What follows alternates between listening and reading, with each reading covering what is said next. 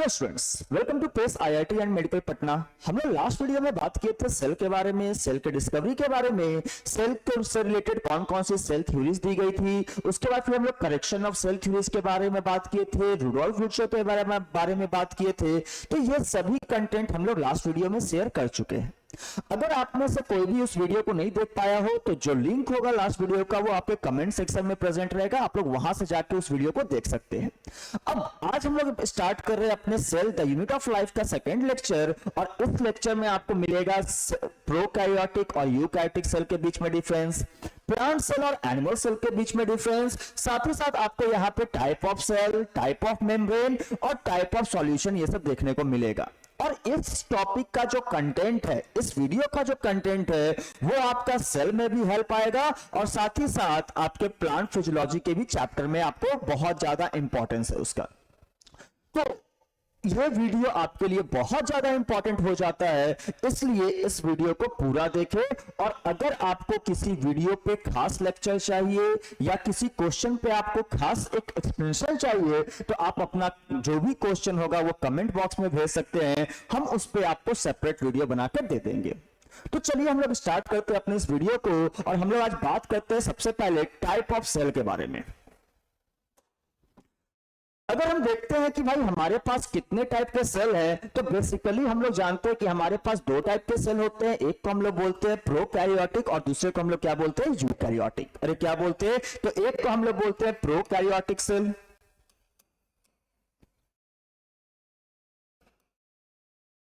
और दूसरे को हम लोग बोलते हैं यूकैरियोटिक सेल।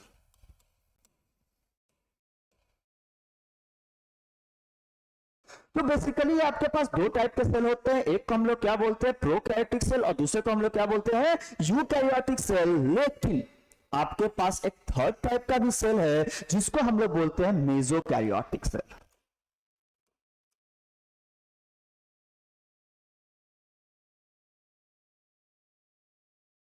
बेसिकली क्या है कि मेसोकैरियोटिक सेल आपके सिलेबस में नहीं पढ़ना, बट जानना तो जरूरी है, क्योंकि जब पढ़ेगा इंडिया तभी तो बढ़ेगा इंडिया। अरे समझ रहे हो बात को। तो हमारे पास तीन टाइप के सेल है, कौन कौन से। सबसे पहला आपके पास प्रोकैरियोटिक, उसके बाद यूकैरियोटिक और एक छोटा सा एक्सप्लेनेशन हम किसकी बात करेंगे, मेसोकैरियोटिक सेल के बारे में। तो सबसे पहले जो इंपॉर्टेंट है उसको ध्यान देते हैं, और हमारे पास इंपॉर्टेंट क्या क्या है, तो एक प्रोकैरियोटिक सेल और दूसरा यूकैरियोटिक सेल। तो सबसे पहले हम लोग बात कर लेंगे कि भाई प्रोकैरियोटिक सेल और यूकैरियोटिक सेल में क्या डिफरेंस होता है। अगर हम देखते हैं प्रोकैरियोटिक सेल को और एक यूकैरियोटिक सेल को, तो सबसे बड़ा डिफरेंस अगर किसी सेल में प्रेजेंट होता है तो वो है आपका प्रेजेंस ऑफ न्यूक्लियस। ठीक है, तो हम लोग जब देखते हैं यूकैरियोटिक सेल को, तो यूकैरियोटिक सेल में आपके पास एक वेल डिफाइंड न्यूक्लियस प्रेजेंट है। तो हम लोग यहां पे क्या बोलेंगे, well defined nucleus is present. ध्यान देना, प्लस एंटी का मतलब होता है प्रेजेंट और माइनस एंटी का मतलब होता है एब्सेंट। वही अगर हम प्रोकैरियोटिक सेल के बारे में बात करें तो क्या लिखेंगे यहां पे, well defined nucleus is absent. यानी जो यूकैरियोटिक सेल में है उसमें आपको प्रॉपर न्यूक्लियस दिखेगा, लेकिन एक प्रोकैरियोटिक सेल में आपको कभी भी न्यूक्लियस प्रॉपर वे में नहीं दिखने वाला है। ठीक है, अच्छा अगर हम इस पे बात करें कि भाई न्यूक्लियस नहीं होगा तो कौन होगा, कौन सा ऐसा जगह होगा जहां पे उसका जेनेटिक मटेरियल प्रेजेंट होगा। ये सारे जेनेटिक मटेरियल जो कि डीएनए है वो कहां प्रेजेंट रहेगा, तो डीएनए एक स्पेसिफिक जगह प्रेजेंट होता है, उस रीजन को हम लोग बोलते हैं न्यूक्लियोइड। क्या बोलेंगे हम लोग, न्यूक्लियोइड। तो हम लोग क्या बोलेंगे, न्यूक्लियोइड आर प्रेजेंट। वही अगर यूकैरियोटिक की बात करें तो यूकैरियोटिक में आपका प्रॉपर न्यूक्लियस है, तो यहां पर न्यूक्लियोइड की कोई भी जरूरत नहीं पड़ेगी। तो हम लोग क्या बोलेंगे, न्यूक्लियोइड आर एब्सेंट। ठीक है, तो हमारे पास दो मिल गया। पहला क्या है, well defined nucleus is present, दूसरा क्या है, न्यूक्लियोइड इज एब्सेंट। अगर प्रोकैरियोटिक में देखें तो well defined nucleus is absent and nucleoid is present. अब यहां पे बात आती है डीएनए को लेके। अगर आप एक प्रोकैरियोटिक सेल को देखो तो एक प्रोकैरियोटिक सेल में आपको डीएनए तो मिलेगा, बट वो डीएनए आपका सर्कुलर होता है। कैसा होता है बच्चों? तो वो डीएनए आपका सर्कुलर डीएनए होता है। तो हम लोग क्या बोलेंगे? DNA is double stranded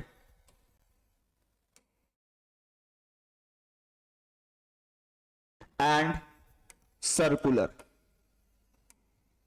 DNA कैसे मिलेगा आप लोगों को प्रोकैरियोटिक सेल में? तो डीएनए ऑलवेज आपको कैसा मिलेगा? तो डबल स्ट्रैंडेड मिलेगा, साथ ही साथ सर्कुलर मिलेगा। लेकिन अगर हम यूकैरियोटिक के बारे में बात करें तो यूकैरियोटिक में आपको डीएनए ऑलवेज लीनियर मिलेगा। कैसा मिलेगा? Linear and double stranded. तो हम लोग क्या बोलेंगे? DNA is linear and double stranded.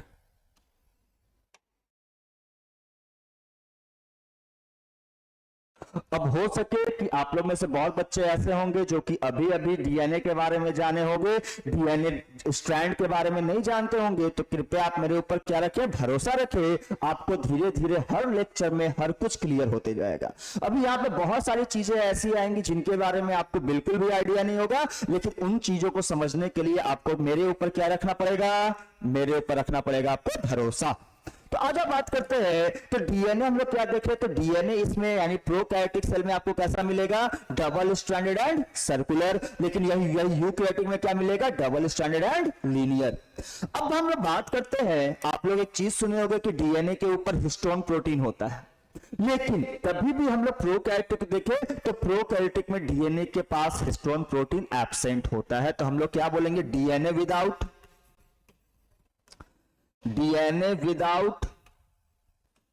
Histone protein.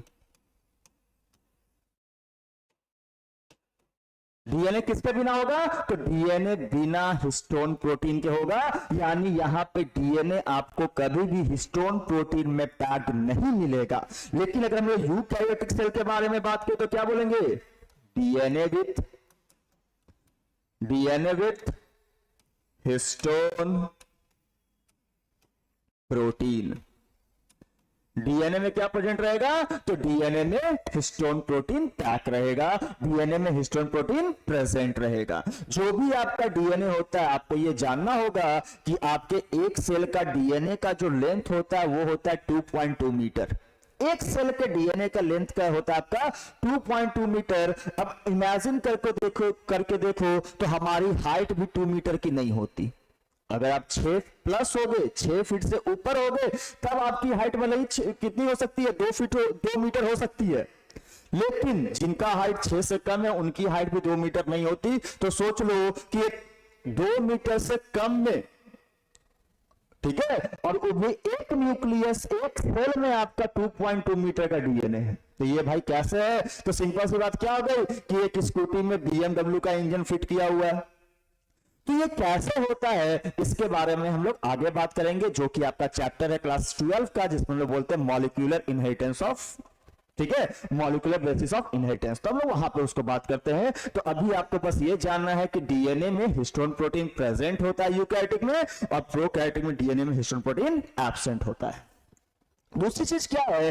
तो जब भी आप प्रोकैरियोटिक सेल देखोगे तो आपको वहां पे कोई भी सेल ऑर्गेनेल देखने को नहीं मिलेगा। तो हम लोग क्या बोलेंगे? मेम्ब्रेन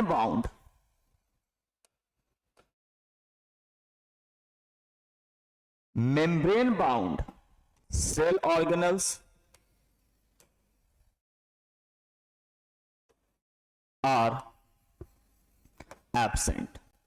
ठीक है, मेम्ब्रेन बाउंड सेल ऑर्गेनल बोलने का मतलब कि कोई भी सेल ऑर्गेनल जिसमें मेम्ब्रेन प्रेजेंट होते हैं वो इसमें नहीं मिलेगा। जैसे फॉर एग्जांपल इसमें आपको माइटोकॉन्ड्रिया देखने को नहीं मिलेगा, क्लोरोप्लास्ट देखने को नहीं मिलेगा, साथ ही साथ आपको इसमें प्लास्टिड देखने को नहीं मिलेंगे, आपको इसमें इंडोप्लाज्मिक रेटिकुलम नहीं मिलेगा, गोल्जी बॉडी नहीं मिलेगा, वैक्यूल नहीं मिलेगा। ये सारी चीजें आपको यहां पे देखने को नहीं मिलेंगी। अगर वही हम यूकैरियोटिक की बात करें तो क्या बोलेंगे? मेम्ब्रेन बाउंड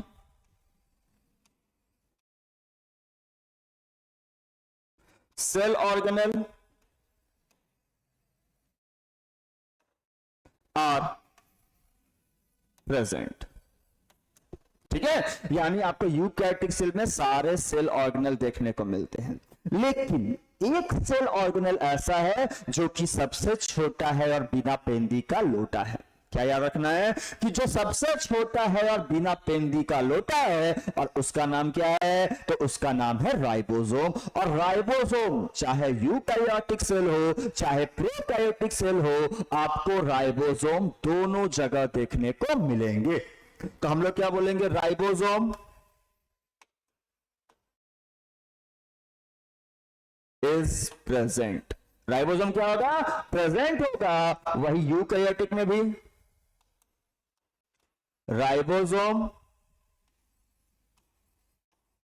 इज प्रेजेंट, यानी दोनों जगह आपको राइबोसोम देखने को मिलेंगे, लेकिन जो आपका साइज होगा राइबोसोम का दोनों जगह डिफर होगा। अगर हम बात करें राइबोसोम इन प्रोकैरियोट, तो यहां पे आपको मिलेगा 70s और यहां पे आपको मिलेगा 80s। अब आपके दिमाग में क्वेश्चन आ रहा होगा ये 70s क्या है और 80s क्या है, तो ध्यान से समझना। जैसे मान लो कि आपकी मम्मी बोली कि जाओ बेटा 2 kg चीनी लेके आओ, तो 2 क्या हो गया, तो 2 हो गया आपका न्यूमेरिकल वैल्यू और केजी क्या हो गया आपका यूनिट। उसी तरह हम लोग राइबोसोम के साइज को कैसे बोलते हैं, तो एस। एस बोलने का मतलब एस फॉर होता है आपका सेडिमेंटेशन कांस्टेंट,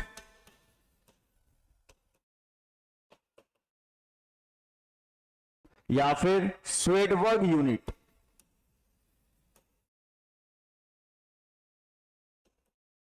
ठीक है, सेडिमेंटेशन कांस्टेंट या फिर स्वेडबर्ग यूनिट, इस एस का मतलब होता है, एस से हम लोग डिनोट करते हैं। अब एक चीज ध्यान रखना कि जो भी राइबोसोम होता है वो 2 यूनिट से बना होता है, कुछ इस तरह से। अगर थोड़ा बात करते हैं इसके ऊपर, ये सभी को आप लोग नोट डाउन कर लेना, अगर अच्छे से नोट बनाना हो तो हम लोग इसको फिर से देखते हैं। अगर हम इस राइबोसोम की बात करें, ध्यान देना,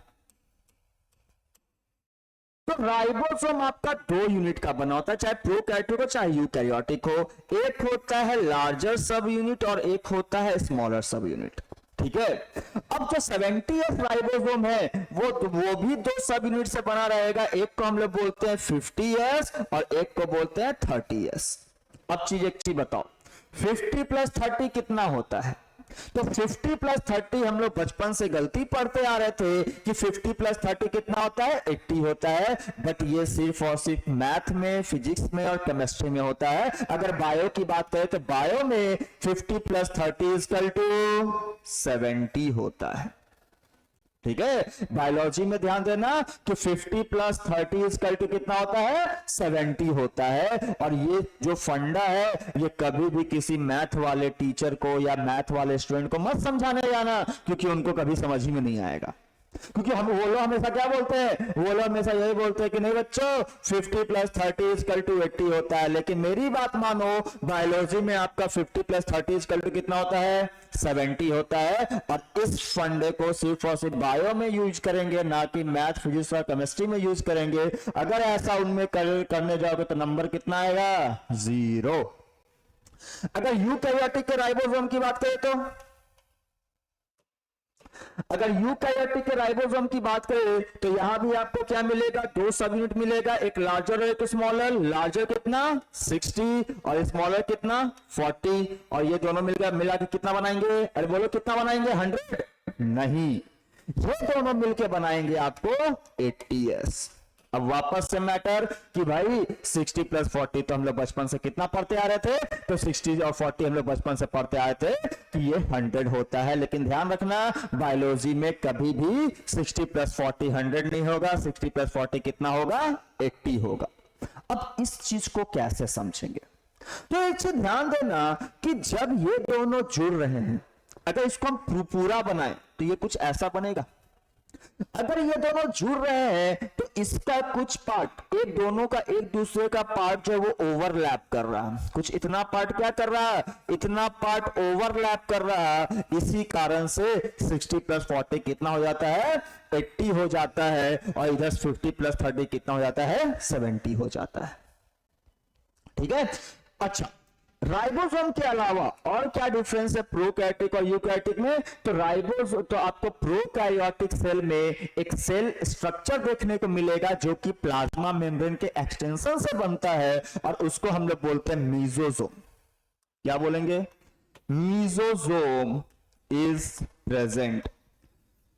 ठीक है, लेकिन यूकैरियोटिक में मीजोसोम क्या हो जाएगा?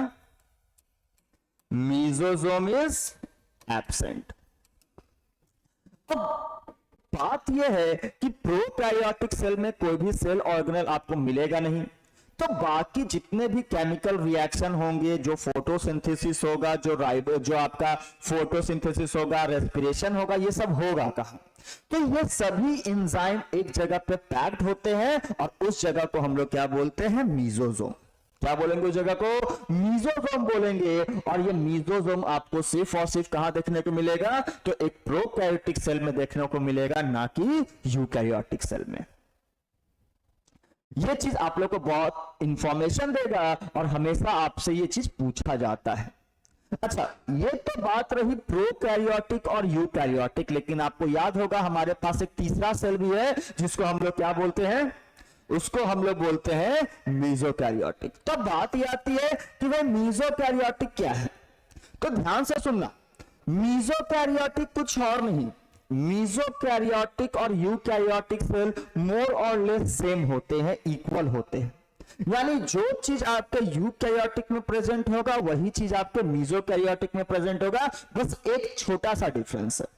और वो डिफरेंस ये है कि मेसोकैरियोटिक सेल के डीएनए में आपको कभी भी हिस्टोन प्रोटीन देखने को नहीं मिलेगा।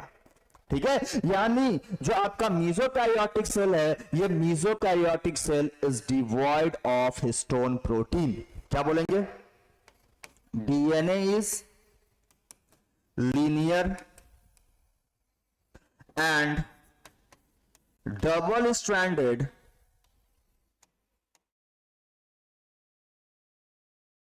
but without histone protein।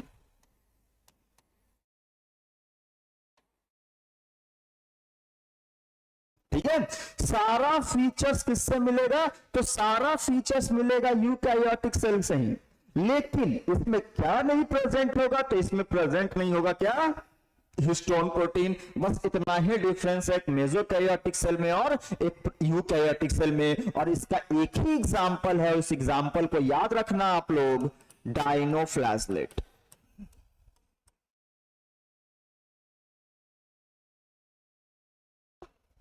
डायनोफ्लैजलेट आपको आपके एनसीईआरटी बुक में इसका डायग्राम दिया हुआ है।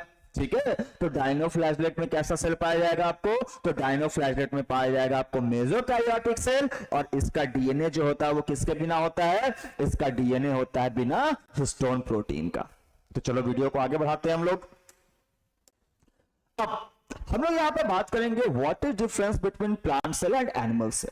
अब आप एक प्लांट सेल और एक एनिमल सेल को बहुत बचपन से पढ़ते आ रहे हैं, तो बचपन से जब पढ़ते आते हैं तो हम लोग देखते हैं कि भाई प्लांट सेल और एनिमल सेल में कुछ चीजें तो डिफरेंस होगी। तो भाई वो चीजें क्या क्या है? तो सबसे बेसिक डिफरेंस जो प्लांट सेल और एनिमल सेल में होता है वो होता है प्रेजेंस ऑफ सेल वॉल। किसके बेसिस पे? On the presence of cell wall. अगर आप ध्यान से देखो तो प्लांट सेल के सबसे आउटर लेयर में आपको एक लेयर प्रेजेंट होगा जिसको हम लोग क्या बोलते हैं? Cell wall. लेकिन वही एनिमल सेल में कभी भी आपको सेल वॉल देखने को नहीं मिलेगा। सेल वॉल सिर्फ और सिर्फ आपको प्लांट सेल में, फंजाई में और बैक्टीरिया में देखने को मिलता है। एनिमल सेल में आपको कभी भी सेल वॉल देखने को नहीं मिलता है। अच्छा, तो सबसे पहला डिफरेंस क्या हो गया? Presence of cell wall. लेकिन वही एनिमल सेल में क्या होगा? Cell wall is absent. दूसरा चीज, अगर आप ध्यान से प्लांट सेल को देखो तो उस प्लांट सेल में बहुत बड़ा सा एक स्ट्रक्चर दिख रहा है आपको, और इस स्ट्रक्चर को हम लोग क्या बोलते हैं? वैक्यूल। एक बहुत बड़ा सा स्ट्रक्चर दिख रहा है और इस स्ट्रक्चर को हम लोग क्या बोलते हैं? वैक्यूल। तो हम लोग क्या बोलेंगे? Large vacuoles are present. लेकिन अगर आप एनिमल सेल को देखो तो एनिमल सेल में वैक्यूल प्रेजेंट हो भी सकते हैं और नहीं भी हो सकते हैं। अगर होंगे भी तो उनकी साइज इतनी छोटी होगी कि हम लोग उसको इग्नोर मान के चलेंगे। ठीक है, तो एनिमल सेल में क्या है, मे और may not be vacuoles are present. हो भी सकता है और नहीं भी हो सकता है, और अगर होगा भी तो उसका साइज क्या होगा, प्लांट सेल के वैक्यूल के कंपेयर में बहुत ही ज्यादा छोटा होगा। ठीक है, आ जाओ। अच्छा, एक चीज और देखने को मिलेगा आपको कि जब वैक्यूल आपका बड़ा सा है तो जिसके कारण न्यूक्लियस किधर आ गया है, तो न्यूक्लियस पेरीफेरी की तरफ आ गया कि नहीं आ गया। अरे ध्यान से देखो, चश्मा लगा के देखो, आ गया कि नहीं आ गया। तो देखो यहां पे क्या हुआ कि due to presence of large vacuole nucleus shifted towards periphery. तो क्या बोलेंगे, न्यूक्लियस प्रेजेंट टुवर्ड्स पेरीफेरी। वही अब देखो तो एनिमल सेल में न्यूक्लियस मोर और लेस कहां, सेंटर में प्रेजेंट है। अरे कहां प्रेजेंट है, तो सेंटर में प्रेजेंट है। तो क्या बोलेंगे, nucleus are present at centre. दूसरी चीज, अच्छा इस डायग्राम को ध्यान से देखो तो आपको यहां पे देखने को मिलेगा क्लोरोप्लास्ट, और chloroplast is a type of plastid. तो हम लोग क्या बोलेंगे इसको भी बोल सकते हैं क्या है, यहां पे प्लास्टिड है। लेकिन एनिमल सेल में आपको कहीं भी प्लास्टिड नाम का कोई चीज देखने को नहीं मिलेगा। तो हम लोग क्या बोलेंगे, प्लास्टिड आर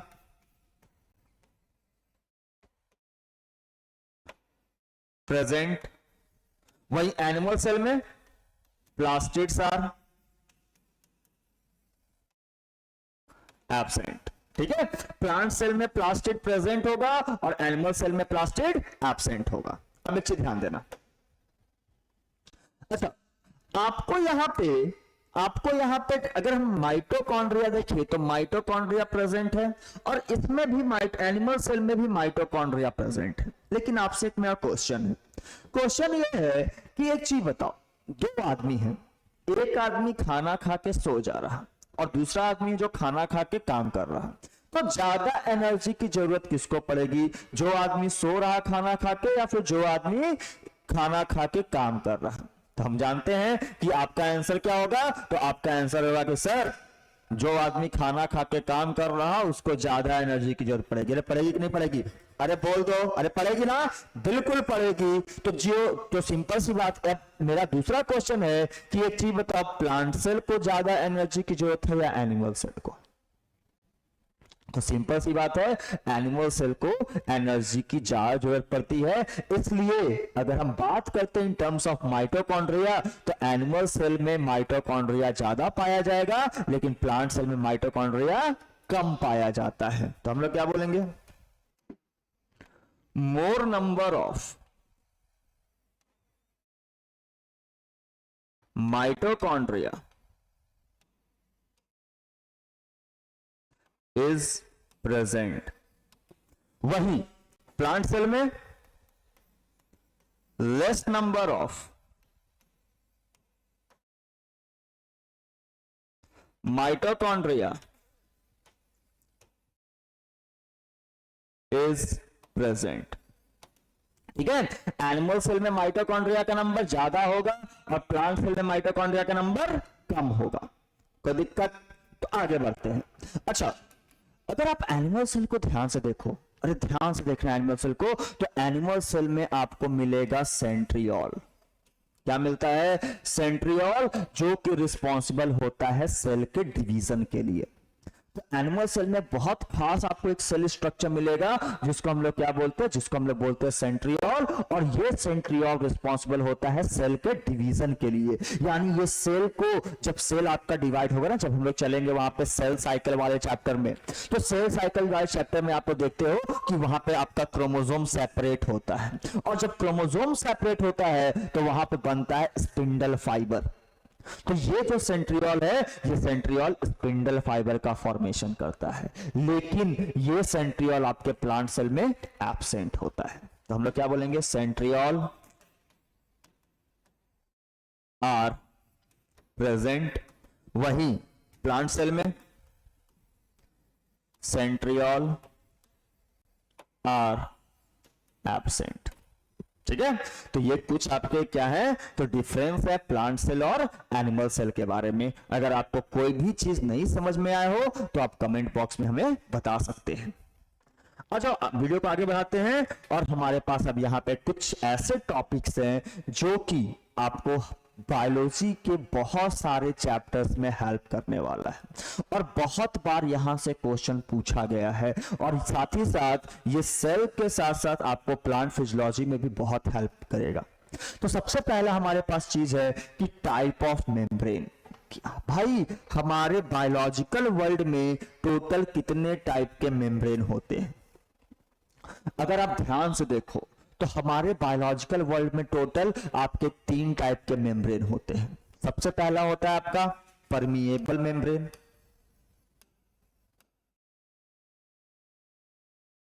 आई थिंक ये थोड़ा सा आपके लिए विजिबल नहीं है। सबसे पहला होता है आपका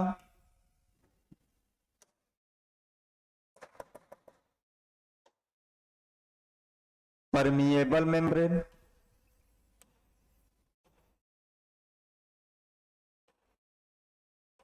दूसरा होता है आपका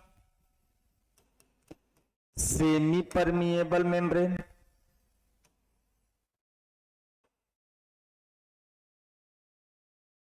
और तीसरा होता है आपका इम्परमिएबल मेम्ब्रेन।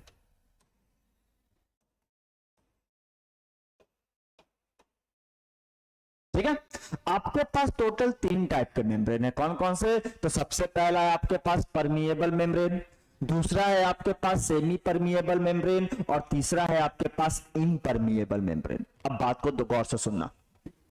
परमिएबल, परमिएबल का मतलब क्या होता है? परमिएबल मेम्ब्रेन का मतलब होता है जिसके थ्रू कोई भी आ सके, कोई भी जा सके, उस टाइप के मेम्ब्रेन को हम लोग क्या बोलते हैं? Permeable membrane. तो क्या हो जाएगा भाई? membrane through which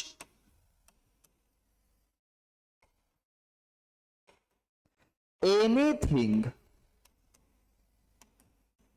can pass। वैसा मेम्ब्रेन जिसके थ्रू कोई भी चीज पास कर जाए, किसी चीज की रोक टोक ना हो, कोई भी आ सकता है, कोई भी जा सकता है, उस टाइप के मेम्ब्रेन को हम लोग बोलते हैं परमिएबल मेम्ब्रेन। अरे क्या बोलेंगे? अरे बोलते उसको क्या? Permeable membrane. और इसका एग्जाम्पल क्या है भाई? तो इसका एग्जाम्पल याद रखना, सेल वॉल। आपका ये जो सेल वॉल है, जो आपका नहीं, जो प्लांट सेल का जो सेल वॉल है, उसके पास एक मेम्ब्रेन है, यानी जो सेल वॉल है वो कंप्लीटली परमिएबल है, यानी वो हर चीज को, चाहे वो सॉल्यूट हो चाहे वो सॉल्वेंट हो, हर चीज को अलाउ करता है पास होने के लिए। ठीक है, तो उसको हम लोग क्या, उस टाइप के मेम्ब्रेन को हम लोग क्या बोलेंगे? Permeable membrane. अगर हम बात करें तो दूसरा हमारे पास सेलेक्टिव, सेमी परमिएबल मेम्ब्रेन या फिर सेलेक्टिव परमिएबल मेम्ब्रेन। अब सेमी परमिएबल मेम्ब्रेन क्या बोलता है कि भाई हम सिर्फ उसी को पास करने देंगे जिसकी जरूरत होगी। समझ रहे बात को? कि भाई सिर्फ वही आ सकता है जिसके रिक्वायरमेंट है, जिसकी जरूरत है, हर कोई मेरे थ्रू पास नहीं कर सकता। अरे समझ रहे हो ना? अरे समझ रहे हो कि सिर्फ वही आएगा जिसकी जरूरत है, जिसकी जरूरत है वो हमको क्रॉस नहीं कर सकेगा, उसको हम लोग क्या बोलते हैं? Semi permeable membrane. तो क्या हो जाएगा भाई? द मेम्ब्रेन थ्रू विच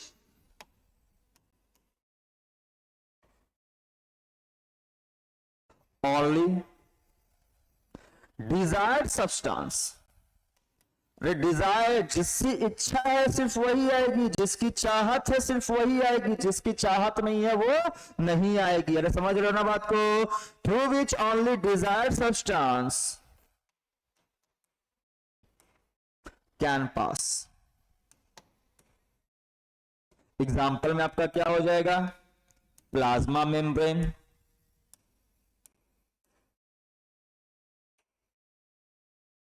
बोलो कोई दिक्कत।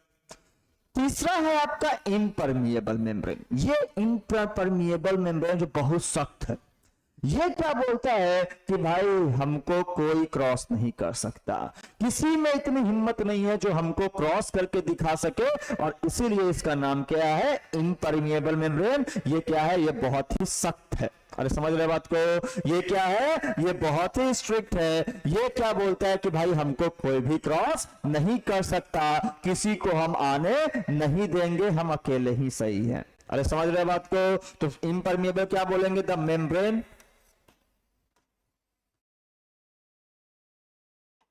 through which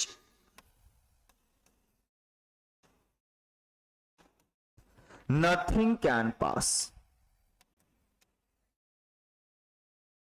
वैसा मेम्ब्रेन जिसके थ्रू कोई भी चीज पास ना कर सके, उसको हम लोग क्या बोलते हैं, तो उसको हम लोग बोलते हैं impermeable membrane. For example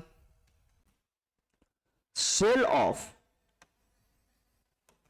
of egg and skin. अब एक चीज ध्यान देना, कभी ऐसा हुआ है कि भाई मान लो गर्मी का दिन आ गया, ऐसे ठंड में तो हम लोग हाइड्रोफोबिक हो ही जाते हैं, लेकिन जब गर्मी आता है तो हम लोग हाइड्रोफिलिक बन जाते हैं। अब ऐसा कभी हुआ है कि भाई बहुत स्विमिंग पूल में नहाने गए हैं, 3-4 घंटा नहा लिए, घर आए एकदम थके हुए, क्या हुआ भाई, तो सर कुछ नहीं, जो खून में पानी मिल गया है।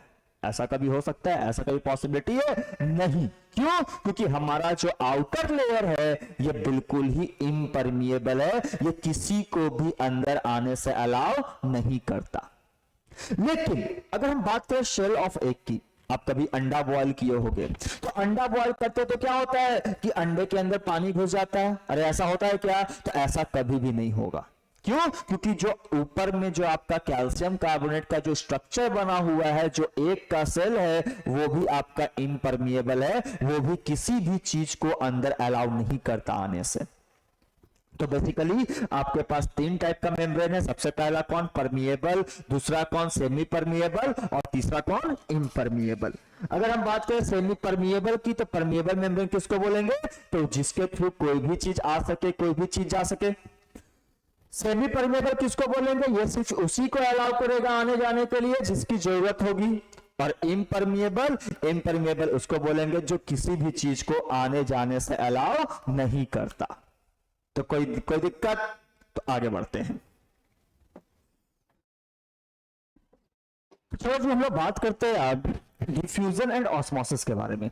अगर आप ध्यान से देखो डिफ्यूजन को, तो डिफ्यूजन क्या होता है? तो डिफ्यूजन में बेसिकली क्या होता है, किसी भी पार्टिकल का मूवमेंट कहां से कहां होगा, तो हायर कंसंट्रेशन से लोअर कंसंट्रेशन की तरफ होगा, और इसी चीज को हम लोग क्या बोलते हैं? डिफ्यूजन। अब बात करते हैं कि सर डिफ्यूजन समझ में नहीं आया, समझाइए इसको। तो जो समझाते हैं डिफ्यूजन को, तो अगर आप डिफ्यूजन को ध्यान से देखो, जैसे मान लो कि आपके घर के बगल में कहीं शादी है और आपको बुलाया नहीं गया, लेकिन फिर भी आप घर में बैठे बैठे आप बता सकते हो कि उस घर में क्या क्या बन रहा है। कैसे बता सकते हैं? तो जहां पर बन रहा है वहां पर क्या है, स्मेल का कंसंट्रेशन ज्यादा है, और आपके घर में स्मेल का कंसंट्रेशन क्या है? कम है। तो वो गैस जो है, वो गैस क्या हुआ, हायर कंसंट्रेशन से लोअर कंसंट्रेशन की तरफ ट्रांसफर होता है, और उसी चीज को हम लोग क्या बोलते हैं? डिफ्यूजन। तो सिंपल सी बात है, डिफ्यूजन क्या है? तो मूवमेंट ऑफ, क्या है भाई डिफ्यूजन? तो मूवमेंट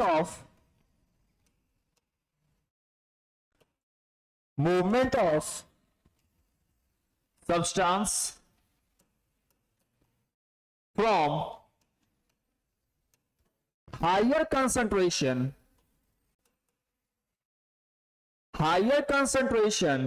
to lower concentration। भाई कहां से कहां मूव होगा? तो जहां पे कंसंट्रेशन ज्यादा है वहां से जहां पे कंसंट्रेशन कम है उस जगह पे ट्रांसफर होगा, और इसी चीज को हम लोग क्या बोलते हैं? इसी चीज को हम लोग बोलते हैं डिफ्यूजन। ठीक है? जैसे आपकी मम्मी अगर पूजा रूम में अगरबत्ती जलाती है, तो हम आप हॉल में बैठे हुए हो तो वो जो स्मेल का कंसंट्रेशन है पूजा रूम में क्या था, ज्यादा था, वहां से आपके तरफ आता है। और क्यों आता है भाई, क्योंकि आपके पास कंसंट्रेशन क्या था, कम था। और इसी चीज को हम लोग क्या बोलते हैं, इसी चीज को हम लोग बोलते हैं डिफ्यूजन, यानी मूवमेंट ऑफ पार्टिकल्स या substance from higher concentration to lower concentration is known as diffusion. अगर हम बात करते हैं डिफ्यूजन के बारे में, तो डिफ्यूजन किस किस चीजों में हो सकता है। अगर आप गौर से देखो तो डिफ्यूजन कहां कहां होता है भाई, तो गैस में होता है, अरे होता है। गैस के अलावा आपके लिक्विड में होता है डिफ्यूजन, अरे होता है। और लिक्विड के अलावा आपके सॉलिड में भी डिफ्यूजन होता है। यानी आपके तीनों जो स्टेट हैं, यानी सॉलिड हो, लिक्विड हो, गैस हो, तीनों में डिफ्यूजन देखने को मिलता है। बट अगर हम रेट ऑफ डिफ्यूजन की बात करें तो तीनों में आपका रेट ऑफ डिफ्यूजन अलग अलग है। अगर हम बात करें गैस में, तो गैस में रेट ऑफ डिफ्यूजन सबसे ज्यादा है, उसके बाद आपके लिक्विड में है, और सबसे कम आपके रेट ऑफ डिफ्यूजन किसमें सबसे कम है, तो सबसे कम आपका सॉलिड में है। अब आप लोग केमिस्ट्री पढ़े हो, केमिस्ट्री में क्या बोलते हैं भाई, तो गैस के जो पार्टिकल्स है उनके बीच में इंटरमॉलिक्यूलर स्पेस काफी ज्यादा होता है। अब जब इंटरमॉलिक्यूलर स्पेस ज्यादा है तो इंटरमॉलिक्यूलर फोर्स क्या होगा, ऑफ कोर्स बात है, फोर्स ऑफ अट्रैक्शन क्या हो जाएगा, कम हो जाएगा। अब एक कहीं और दूसरा कहीं और, तो भाई क्या होगा, एक किसी और के साथ दूसरा किसी और के साथ। अरे समझ रहे हो बात को, अरे समझ रहे हो ना। तो इसी चीज को हम लोग क्या बोलते हैं कि भाई गैस में डिफ्यूजन क्या होता है, ज्यादा होता है। लेकिन जब आप लिक्विड की बात करो तो लिक्विड में क्या होता है, इंटरमॉलिक्यूलर स्पेस थोड़ा कम होता है। अब स्पेस कम है तो क्या होगा, इंटरमॉलिक्यूलर फोर्स क्या होगा, थोड़ा सा ज्यादा होगा, फोर्स ऑफ अट्रैक्शन थोड़ा सा ज्यादा होगा। तो अगर रेट बात करें लिक्विड की, तो लिक्विड में थोड़ा सा रेट ऑफ डिफ्यूजन कम होगा। लेकिन सॉलिड में हम लोग क्या देखते हैं कि इंटरमॉलिक्यूलर फोर्स बिल्कुल ही नेग्लिजिबल होता है। अब दोनों आसपास ही हैं, तो क्या कोई कहीं किसी और के पास जाएगा क्या, अरे बोलो जाएगा क्या, तो बिल्कुल भी नहीं जाएगा। इसलिए सॉलिड में आपका डिफ्यूजन क्या होता है, सबसे कम होता है। अब आपके दिमाग में क्वेश्चन आ रहा होगा, सर डिफ्यूजन अगर सॉलिड में हो रहा तो उसका एग्जांपल बताइए। चलो बता देते हैं। तो याद करो बचपन में हम लोग ब्लैक बोर्ड पे पढ़ा करते थे, और ब्लैक बोर्ड पे हम लोग यूज करते थे किसको, चौक को यूज करते थे। अब क्या हुआ कि जब आप चौक से लिखते हो और लिख के उसको बहुत दिन तक अगर रब ना किया जाए, मिटाया ना जाए, तो क्या होता था, फिर अगर 10-15 दिन के बाद उसको मिटाने जाओगे देखना वो मिटेगा नहीं, फिर पानी से उसको पूरा पोंछना पड़ेगा। क्यों, क्योंकि जो चौक के पार्टिकल्स थे वो क्या हो चुके हैं, वो ब्लैक बोर्ड में डिफ्यूज कर चुके हैं। ठीक है, तो ये एग्जांपल किसका है, diffusion of solid in solid. ठीक है, तो हम लोग क्या देखे, डिफ्यूजन क्या है, तो movement of substance from higher concentration to lower concentration. और क्या है भाई, तो किसमें होगा, तो गैस में भी होता है, लिक्विड में भी होता है, सॉलिड में भी होता है। लेकिन जो रेट है वो सबसे ज्यादा किसमें होगा, गैस में, तब फिर किसमें होगा, लिक्विड में, और सबसे कम किसमें होगा, सॉलिड में।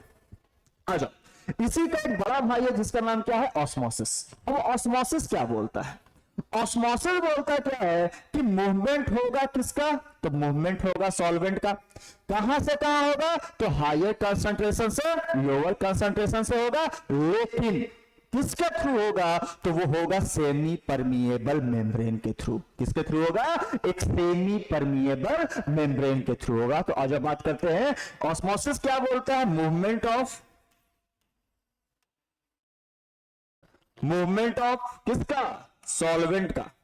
मूवमेंट ऑफ सॉल्वेंट फ्रॉम कहां से कहां, तो हायर कंसंट्रेशन टू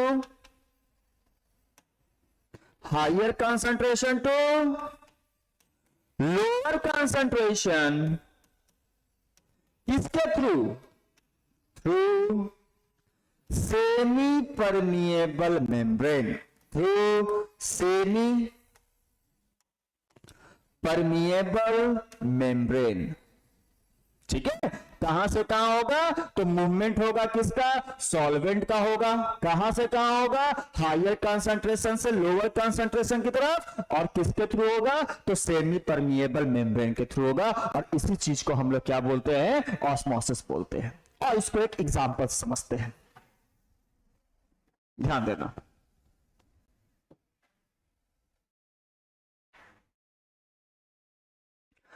तो जो ये ध्यान देना, यहाँ पे हम लोग क्या किए, एक कंटेनर बनाते हैं, ठीक है, और इस कंटेनर को एक सेमी परमिएबल मेम्ब्रेन से क्या कर दिए, सेपरेट कर दिए। ये क्या है हमारा, ये हमारा SPM सेमी परमिएबल मेम्ब्रेन। अब ये साइड A है, ये साइड B है। अब आपको मैंने बोला कि भाई आपको शरबत बनाना है। क्या बनाना है, शरबत। अब शरबत में बेसिकली क्या होता है, तो हम लोग क्या करते हैं, पानी लेते हैं और पानी में चीनी डालते हैं, गरीबों वाला शरबत भाई। तो इस गरीबों वाला शरबत कैसे बनता है भाई, तो 1 गिलास पानी, उसमें 1-2 चम्मच चीनी। अब आप ठहरे अमीर आदमी, आपने क्या किया कि जो शरबत बनाया, चलो एक तरफ A साइड आप शरबत बना रहे हो, B साइड मैं शरबत बना रहा हूं। अब आपने जो शरबत बनाया उसमें आपने क्या कर दिया, 5 चम्मच चीनी डाल दिया। कितना चम्मच चीनी, 5 चम्मच चीनी डाल दिया। और मैंने जो शरबत बनाया उसमें मैंने 1 चम्मच चीनी डाला है। कितना चीनी डाला है, 1 चम्मच। अब आपसे अगर पूछा जाए कि जो सॉल्वेंट है वो A से B में जाएगा या B से A में जाएगा, तो सबसे पहले हम लोग यहां पे गौर करेंगे कि ऑस्मोसिस बोलता क्या है। ऑस्मोसिस बोलता है कि जब भी मूवमेंट होगा तो किसका होगा, तो जब भी मूवमेंट होगा तो मूवमेंट होगा सॉल्वेंट का। कहां से कहां होगा, हायर कंसंट्रेशन से लोअर कंसंट्रेशन की तरफ, और किसके थ्रू होगा, तो सेमी परमिएबल मेम्ब्रेन के थ्रू होगा। अब आप इसको गौर से देखो कि भाई सॉल्वेंट ज्यादा कहां है, A में या B में। अगर आप गौर से देखोगे तो इसमें सॉल्यूट ज्यादा है और इसमें सॉल्यूट कम है। तो भाई इसमें सॉल्वेंट क्या होगा, ज्यादा होगा, और इसमें सॉल्वेंट कम होगा। तो मूवमेंट कहां से कहां होगा, तो सॉल्वेंट का जो मूवमेंट होगा वो B से A में होगा। कहां से कहां होगा, B से A में होगा। और इसी चीज को हम लोग क्या बोलते हैं, इसी चीज को हम लोग बोलते हैं ऑस्मोसिस, कि movement of solvent from higher concentration to lower concentration through a semi permeable membrane is known as osmosis. आगे बढ़ते हैं। अगर आप ऑस्मोसिस को ध्यान से देखो तो ऑस्मोसिस 2 टाइप का होता है। कितने टाइप का होता है ऑस्मोसिस, तो ऑस्मोसिस आपका 2 टाइप का होता है। कौन कौन सा भाई, तो ऑस्मोसिस की बात करें तो ऑस्मोसिस के 2 टाइप होते हैं। एक को हम लोग बोलते हैं इंड ऑस्मोसिस और दूसरे को हम लोग बोलते हैं एक्स ऑस्मोसिस। ऑस्मोसिस के टाइप के हैं, तो ऑस्मोसिस 2 टाइप के हैं। एक है आपका एंड ऑस्मोसिस, दूसरा क्या है आपका एक्स ऑस्मोसिस। अब एक एक करके डिटेल में बात करते हैं। एंड ऑस्मोसिस का मतलब क्या होता है कि अगर ऑस्मोसिस सेल के बाहर से सेल के अंदर की तरफ हो रहा, यानी जो सॉल्वेंट का मूवमेंट है वो बाहर से सेल के अंदर की तरफ हो रहा है, तो इस टाइप के ऑस्मोसिस को हम लोग बोलते हैं एंड ऑस्मोसिस। मतलब क्या हुआ, और यहां पे बात करते हैं and osmosis, movement of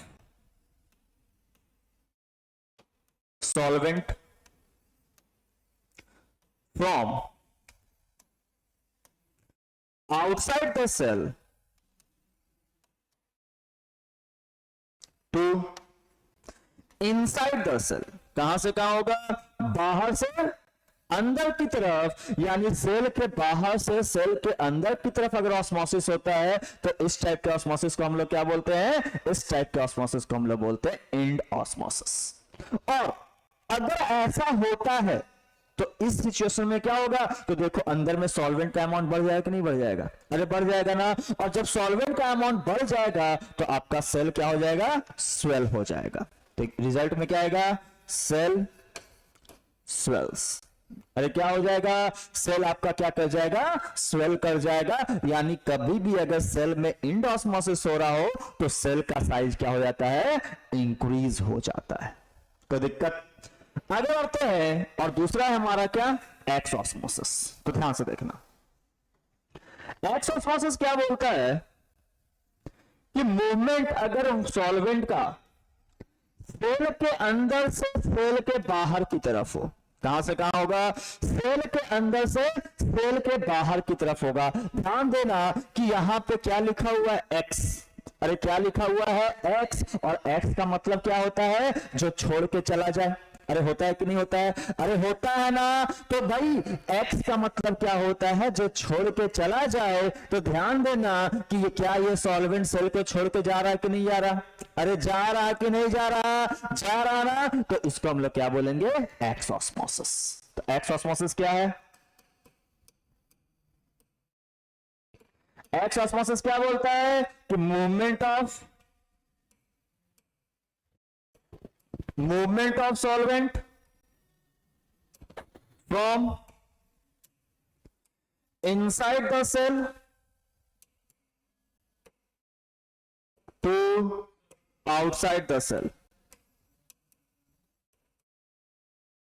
cell के बाहर से, सेल के अंदर से सेल के बाहर की तरफ अगर ऑस्मोसिस होगा तो उसको हम लोग क्या बोलेंगे? X osmosis. और जब ऐसा कोई केस होगा तो सेल का साइज क्या हो जाएगा? तो हम लोग क्या बोलेंगे? Cell will shrink. सेल क्या हो जाएगा? सेल पचक जाएगा, सेल श्रिंक हो जाएगा। ठीक है। तो एक्स ऑस्मोसिस में क्या होगा? एक्स ऑस्मोसिस में जब भी सेल अगर एक्स ऑस्मोसिस करेगा तो अरे सिंपल सी बात है समझना कि अरे भाई कोई छोड़ के चला जाए तो क्या सिचुएशन होती है? भूख मिट जाता है, प्यास खत्म हो जाती है, नींद आना बंद हो जाता है। तो ऐसे में सेल आप क्या हो जाओगे? श्रिंक हो जाओगे। तो उसी तरह सेल भी क्या हो जाएगा? श्रिंक हो जाएगा। अरे समझ रहे बात को? अरे समझ रहे हो ना? चलो आगे बढ़ते हैं। अब देखो, ये जो ऑस्मोसिस है ये बेसिकली डिपेंड करता है कि सॉल्यूशन किस टाइप का है। ठीक है। किस पे डिपेंड करेगा? कि सॉल्यूशन किस टाइप का है। तो इस बेसिस पे हम लोग जब बात करते हैं तो हमारे पास 3 टाइप के सॉल्यूशन होते हैं। कितने टाइप के सॉल्यूशन होते हैं? तो 3 टाइप के सॉल्यूशन होते हैं। सबसे पहला हम लोग बोलते हैं हाइपोटोनिक सॉल्यूशन। क्या बोलेंगे? Hypotonic solution. दूसरा हम लोग बोलते हैं हाइपरटोनिक सॉल्यूशन। और तीसरा हम लोग बोलते हैं आइसोटोनिक सॉल्यूशन। तो आपके सॉल्यूशन कितने टाइप के हैं? तो सॉल्यूशन आपके पास 3 टाइप के हैं। एक है आपका हाइपोटोनिक, दूसरा है आपका हाइपरटोनिक और तीसरा है आपका आइसोटोनिक। अब इनमें क्या है क्या नहीं है, अब लेकिन पहला आपको यहां पे ये बताना चाहेंगे कि जब तक आप 2 सिस्टम में कंपेयर नहीं करते, यानी 2 अलग अलग तरह के सॉल्यूशन में कंपेयर नहीं करते, तब तक आप नहीं बता सकते कौन हाइपो है, कौन हाइपर है और कौन आइसो है। ठीक है। तो पहले आपको 2 सिस्टम में कंपेयर करना होगा, तब हम लोग उसको बोलेंगे कि भाई कौन हाइपो है, कौन हाइपर है, कौन आइसो है। तो आज आप बात करते हैं सबसे पहले हम लोग किसके बारे में? हाइपोटोनिक सॉल्यूशन के बारे में। अब हाइपोटोनिक सॉल्यूशन क्या होता है, ध्यान से समझना। मान लो कि हम लोग एक बीकर लिए और इस बीकर में एक सेल रखते हैं। क्या रख दिए? एक सेल। ठीक है। अब देखो इस बीकर के अंदर क्या है? सॉल्यूशन है। बीकर के अंदर क्या है? सॉल्यूशन है। और सेल के अंदर भी सॉल्यूशन है। समझ रहे बात को? बीकर के अंदर भी सॉल्यूशन है और सेल के अंदर भी सॉल्यूशन है। लेकिन अब यहां पे फंडा क्या समझना, अगर बीकर में जो सॉल्यूशन है, ठीक है, ये बाहर वाला, इसमें अगर सॉल्यूट कम हो और सॉल्वेंट ज्यादा हो, ठीक है, अगर सॉल्यूट का कंसंट्रेशन कम हो और सॉल्वेंट का कंसंट्रेशन ज्यादा हो, किसके कंपेयर में? अब यहां पे क्वेश्चन आता है सर किसके कंपेयर में? तो भाई सेल के अंदर वाले सॉल्यूशन के कंपेयर में। यानी सेल में क्या हो जाएगा? सेल में सॉल्यूट ज्यादा हो जाएगा और सॉल्वेंट कम हो जाएगा। तो इस टाइप के सॉल्यूशन को हम लोग बोलते हैं हाइपोटोनिक सॉल्यूशन। अब गौर से सुनना कि अगर सेल के बाहर जो सॉल्यूशन है उसमें सॉल्यूट का कंसंट्रेशन कम हो और सॉल्वेंट का कंसंट्रेशन ज्यादा हो, किसके कंपेयर में? तो जो सॉल्यूशन सेल के अंदर प्रेजेंट है उसमें क्या होगा? सॉल्यूट ज्यादा और सॉल्वेंट कम। तो इस टाइप के सॉल्यूशन को हम लोग क्या बोलते हैं? Hypotonic solution. और जब भी हम लोग किसी सेल को हाइपोटोनिक सॉल्यूशन में डालते हैं तो भाई अब एक चीज गौर करो, सॉल्वेंट कहां है? बाहर में ज्यादा है, तो अब क्या होगा, बाहर का सॉल्वेंट कहां इंटर करेगा, अरे बाहर का सॉल्वेंट कहां इंटर करेगा, तो सेल के अंदर इंटर करेगा।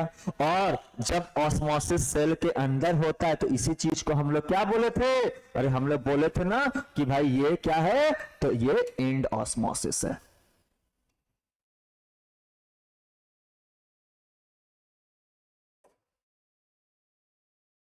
क्या है ये, तो ये आपका एंड ऑस्मोसिस है। अरे है नहीं, है कि नहीं है। और जब एंड ऑस्मोसिस होता है तो सेल क्या होगा, सेल स्वेल कर जाएगा। अब यहां पे आपसे एक क्वेश्चन पूछना है कि मान लो आप एक एनिमल सेल को लिए हो और एक प्लांट सेल को लिए हो और दोनों सेल को हाइपोटोनिक सॉल्यूशन में डाले हो, तो क्या होगा। तो सिंपल सी बात है, गौर से सुनना कि जब हम लोग एनिमल सेल और प्लांट सेल को हाइपोटोनिक सॉल्यूशन में डालते हैं तो आपका एनिमल सेल जो है वो एंड ऑस्मोसिस की वजह से बढ़ता जाएगा और एक टाइम पे क्या कर जाएगा, वो बर्स्ट कर जाएगा, फट जाएगा। लेकिन प्लांट सेल वाला फटेगा नहीं। क्यों नहीं फटेगा, क्योंकि उसके बाहर में सेल वॉल प्रेजेंट है। याद आया ना कि प्लांट सेल के बाहर में क्या प्रेजेंट होता है, सेल वॉल प्रेजेंट होता है। तो यही चीज है कि आप कभी भी अगर किसी सेल को हाइपोटोनिक सॉल्यूशन में डालते हो तो उसमें क्या होता है, आपका सेल स्वेल कर जाता है। याद करो वो दिन जब आपकी मम्मी आपसे बहुत प्यार किया करती थी और उस प्यार में मम्मी क्या करती थी, रात में किशमिश जो होता था वो दूध में या फिर पानी में डाल के रखती थी और सुबह जब आप उठते थे तो आपको मिलता था। तो जब सुबह आपको वो किशमिश मिलता था तो वो किशमिश देखना फूला हुआ रहता था ना, फूला हुआ। क्यों रहता था फूला हुआ, क्योंकि वो एक हाइपोटोनिक सॉल्यूशन में डाला हुआ था। कोई दिक्कत। अब आगे बढ़ते हैं। दूसरा है हमारे पास क्या, तो दूसरा हमारे पास हाइपरटोनिक सॉल्यूशन। अब इसके जस्ट अपोजिट बोलने का मतलब क्या है, तो ध्यान से देखना कि अगर ये हमारा कंटेनर हो गया, इस कंटेनर के अंदर हम लोग क्या किए, सॉल्यूशन रखे हैं और इसी कंटेनर में हम लोग क्या किए हैं, एक सेल भी रखे हैं। अब क्या होगा, अब यह होगा कि जो सेल के अंदर जो सॉल्यूशन है, इसमें सॉल्यूट का कंसंट्रेशन कम हो जाए और सॉल्वेंट का कंसंट्रेशन ज्यादा हो जाए। किसके कंपेयर में, तो भाई सेल के बाहर वाले सॉल्यूशन के कंपेयर में। और सेल के बाहर क्या होगा, सॉल्यूट ज्यादा होगा और सॉल्वेंट का कंसंट्रेशन कम होगा। अगर ऐसा सिचुएशन हो गया तो अब क्या होगा, अब होगा ये कि सॉल्वेंट अंदर से बाहर की तरफ जाएगा। कहां से कहां जाएगा, अंदर से बाहर की तरफ जाएगा। और याद करो अभी अभी आपको बताए थे कि जब सेल के अंदर का सॉल्वेंट सेल के बाहर की तरफ जा रहा हो तो उसको हम लोग क्या बोलते हैं, तो उसको हम लोग बोलते हैं एक्स ऑस्मोसिस। अरे बोलते हैं कि नहीं बोलते। और जब भी एक्स ऑस्मोसिस होगा तो सेल आपका क्या कर जाएगा, सेल आपका श्रिंक कर जाएगा। ठीक है, यानी हम लोग अगर किसी सेल को हाइपरटोनिक सॉल्यूशन में रखते हैं तो वो सेल का साइज क्या हो जाएगा, पुचक जाएगा, बिल्कुल ही श्रिंक कर जाएगा, क्योंकि बाहर में कंसंट्रेशन सॉल्वेंट का कम था और सेल के अंदर में सॉल्वेंट का कंसंट्रेशन ज्यादा था। कोई दिक्कत हो तो बताना। ठीक है, तो ये कहानी थी हाइपोटोनिक और हाइपरटोनिक को लेके।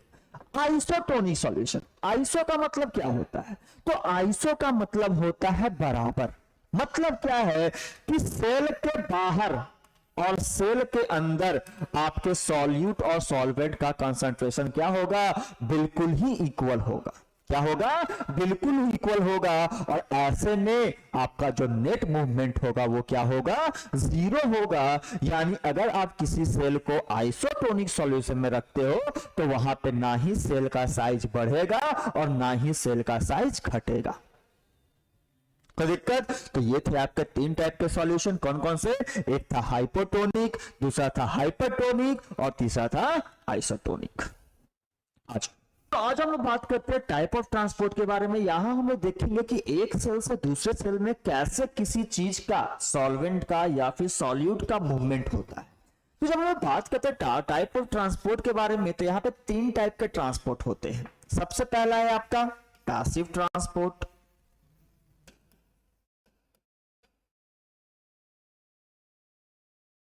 दूसरा है आपका फैसिलिटेटेड ट्रांसपोर्ट,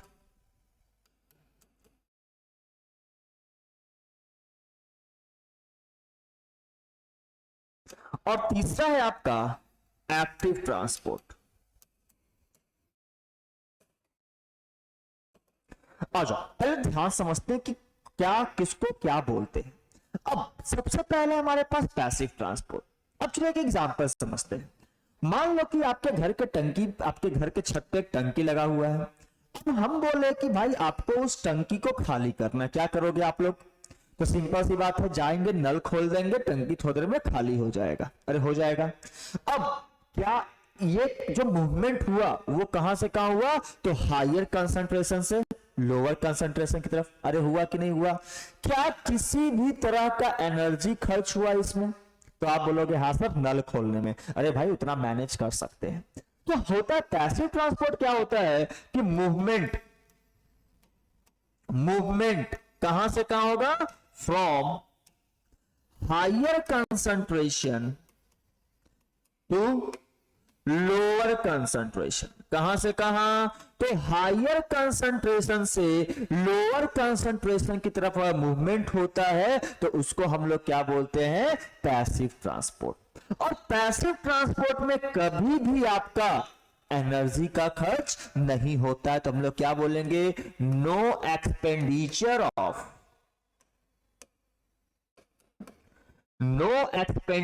ऑफ एनर्जी। समझ रहे हो बात को? कि कभी भी अगर हायर कंसंट्रेशन से लोअर कंसंट्रेशन की तरफ किसी भी चीज का मूवमेंट होगा, तो वहां पे कोई भी एनर्जी का खर्च नहीं होता, और उसी चीज को हम लोग क्या बोलते हैं? Passive transport. आ जाओ, रुक जाओ, फैसिलिटेटेड थोड़ा देर में देखते हैं, एक्टिव की बात करते हैं। अब मान लो आपको हम क्या बोले कि भाई अब जो आपने टंकी खाली किया, उस टंकी को वापस से भरना है, तो क्या करेंगे? तो भाई सिंपल सी बात है, मोटर स्टार्ट करेंगे, जो सबमर्सिबल लगा होगा उसको स्टार्ट करेंगे, टंकी थोड़ी देर में फुल अप हो जाएगा। अरे फिल अप हो जाएगा, नहीं हो जाएगा? लेकिन वहां पे एक चीज हुआ ये कि भाई बिजली का बिल कौन भरेगा? अरे समझ रहे बात को? कि जब मोटर चलाने में, जो सबमर्सिबल चलाने में बिजली का बिल आएगा, वो कौन भरेगा? और बिजली का बिल आना यानी क्या खर्च होना? एनर्जी खर्च होना। अरे होगा कि नहीं होगा? यानी एक्टिव ट्रांसपोर्ट क्या बोलता है कि मूवमेंट फ्रॉम कहां से कहां होगा भाई? तो lower concentration to higher concentration. कहां से कहां? लोअर कंसंट्रेशन से हायर कंसंट्रेशन की तरफ होगा, और उस टाइप के मूवमेंट को हम लोग क्या बोलते हैं? एक्टिव ट्रांसपोर्ट को बोलते हैं। और एक्टिव ट्रांसपोर्ट में किसका खर्च होता है? Expenditure of energy. अच्छा, साथ ही साथ आपको किसका सहारा लेना पड़ा? तो सबमर्सिबल का सहारा लेना पड़ा कि नहीं लेना पड़ा? लेना पड़ा ना। तो उसको हम लोग क्या बोलते हैं? Carrier protein are required. ठीक है? जब भी एक्टिव ट्रांसपोर्ट होगा तो लोअर से हायर होगा, एनर्जी के खर्च से होगा, और साथ ही साथ कैरियर प्रोटीन जरूरत पड़ेगा। फैसिलिटेटेड की बात करते हैं, तो फैसिलिटेटेड हमेशा कहां से कहां होता है? तो higher concentration to lower concentration. और जब हायर टू लोअर होगा तो सिंपल सी बात है, उसमें कोई भी एनर्जी का खर्च नहीं होगा। No expenditure of energy.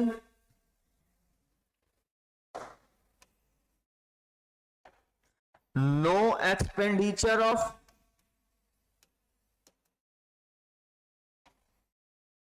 Energy. लेकिन यहां पे किसकी जरूरत होगी? इसकी कैरियर प्रोटीन की जरूरत होगी। ठीक है। तो अच्छा, एक चीज और बात है यहाँ पे, एक चीज बताओ कि टंकी खाली होने में ज्यादा टाइम लगेगा या टंकी को भरने में ज्यादा टाइम लगेगा? अगर आप देखना ध्यान से कि नल को अगर खोल के आप टंकी खाली करते हो तो बहुत ज्यादा टाइम लगेगा, लेकिन फिल करने में उसको मोटर से कम टाइम लगता है। यानी एक्टिव ट्रांसपोर्ट कैसा है, ये फास्ट होगा, और पैसिव ट्रांसपोर्ट कैसा होगा, ये स्लो होगा। ठीक है, तो इस वीडियो में इतना ही था हमारे पास। हम लोग नेक्स्ट वीडियो में आएंगे और नेक्स्ट वीडियो में हम लोग कुछ चार्ट देखेंगे जो कि आपके लिए बहुत ज्यादा इंपॉर्टेंट होगा, और वहां से हम लोग सेल वॉल, माइटोकॉन्ड्रिया, ये सब के स्ट्रक्चर के बारे में जानेंगे और उनको ब्रीफली डिस्क्राइब करेंगे। अगर आपको ये वीडियो अच्छा लगा हो तो प्लीज कमेंट सेक्शन में जाके अपना कमेंट जरूर लिखे और वीडियो को लाइक करना ना भूले। और अगर आपको किसी खास टॉपिक में कोई प्रॉब्लम हो या फिर आप किसी टॉपिक का, किसी क्वेश्चन का एक्सप्लेनेशन चाहते हो तो आप कमेंट बॉक्स में उसका जरूर बताएं, आपके लिए स्पेशल वीडियो बना के पोस्ट किया जाएगा। तो आज के लिए इतना ही, धन्यवाद। और आज की सभा हम लोग क्या करते हैं, आज की सभा समाप्त की जाती है। धन्यवाद, थैंक यू।